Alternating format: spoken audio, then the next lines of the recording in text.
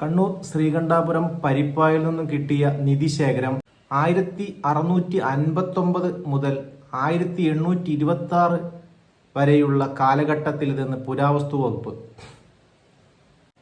Taliparamba RDO ഓഫീസിൽ സൂക്ഷിച്ച നിധിശേഖരം ബുധനാഴ്ച Kozhikode Pazhassiraja archaeological museum officer in charge K. Krishnaraj, museum guide VA Vimalkumar എന്നിവരുടെ നേതൃത്വത്തിലാണ് പരിശോധന ആരംഭിച്ചത്.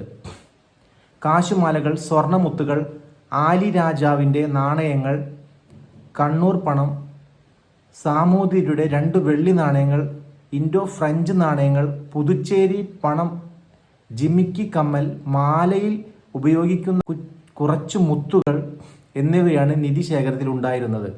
ഏറ്റവും പ്രധാനപ്പെട്ടത് കാശിമാലയാണ്. ഇറ്റലിയിലെ വെനീഷ്യയിലെ 3 ഭരണാധികാരികളുടെ കാലത്ത് നിർമ്മിച്ച വെനീഷ്യൻ ഡക്കറ്റ് എന്ന സ്വർണ്ണ നാണയങ്ങൾ ഉപയോഗിച്ചാണ് കാശുമാലകൾ നിർമ്മിച്ചതെന്ന് കൃഷ്ണരാജ് പറഞ്ഞു.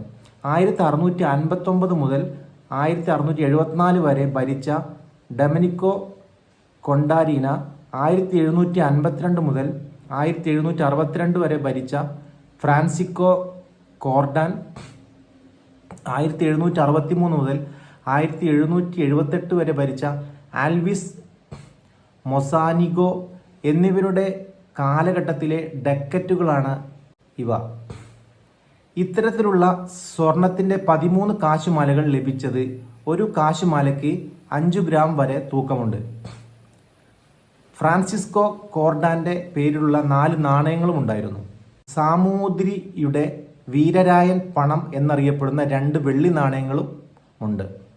1826 ആലി രാജയുടെ കാലത്തുള്ള കണ്ണൂർ പണം എന്നറിയപ്പെടുന്ന 2 വെള്ളി നാണയങ്ങളും പുതുച്ചേരിയിൽ നിന്ന് ഫ്രഞ്ചുകാർ നിർമ്മിച്ച ഇൻഡോ ഫ്രഞ്ച് നാണയങ്ങളും ഇതിലുണ്ട്. പുതുച്ചേരി നാണയങ്ങൾ എന്നാണ് ഇവ അറിയപ്പെട്ടിരുന്നത്. ഈ നിധിശേഖരത്തിലെ ഏറ്റവും പുതിയവ 1826 ആലി രാജയുടെ കണ്ണൂർ പണമാണ്. ഇക്കാലത്ത് ശേഷമായിരിക്കും ശേഖരം ഇവിടെ കുഴിച്ചിട്ടുണ്ടാവുകയെന്ന് നിഗമനം.